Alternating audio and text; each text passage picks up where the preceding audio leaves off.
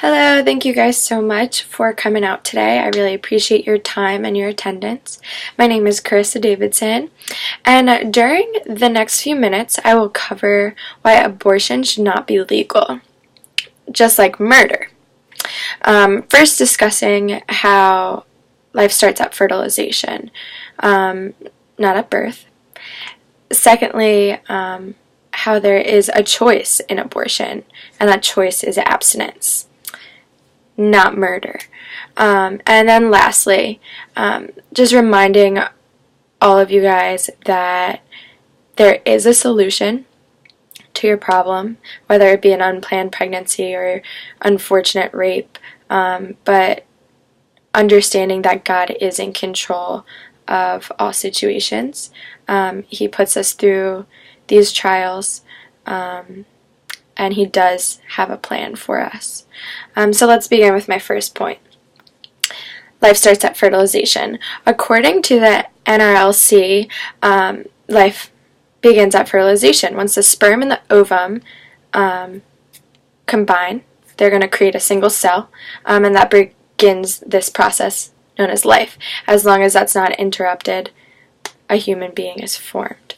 An interesting fact about this, a pain receptor, also known as a nociceptor, they're present throughout the unborn child's entire body no later than 20 weeks after fertilization, and the nerves link these receptors to the brain's thalamus and the subcortical plate. So if these children are being aborted at 20 weeks, which, 8% of abortion in the U.S. are performed in the first trimester, and 11% of abortion is performed in the second and third. So these receptors are already formed. So the child that is inside of the mother is feeling this pain. So also, at the end of the 4 weeks, this baby is going to be 1/4 of an inch long. It is very small, but it's growing. His or her heart, his digestive system, the backbone, the spinal cord, they all begin to form, as well as the placenta, the afterbirth. And the fertilization of the fertilized egg, is 10,000 times bigger just after 4 weeks than when at conception. And then within the 8 weeks, the heart of your child is fully formed. It's a fully functioning heart. The facial characteristics, your nose, your ears, tongue, all of those are beginning to form. And if the child is a boy, the penis also is starting to appear. So that leads me to my next point. There is a choice in abortion. Abstinence. Our public health education, the school system is not afraid to teach safe sex. However, they will not promote a no-sex policy. That's very foreign to them. We are starting to teach kids in 4th, 5th grade what sex is and what STDs are and all these preventative measures, but no sex is not one of those. So statistics showing that each year 850,000 teens are having an unplanned pregnancy. And so, if we can promote a no-sex policy, then there wouldn't be as many pregnancies, and then there wouldn't be as many abortions, because these children should not be raising children, so they become scared. And now, being that abortion is so easy to get to that escape, that's what they choose.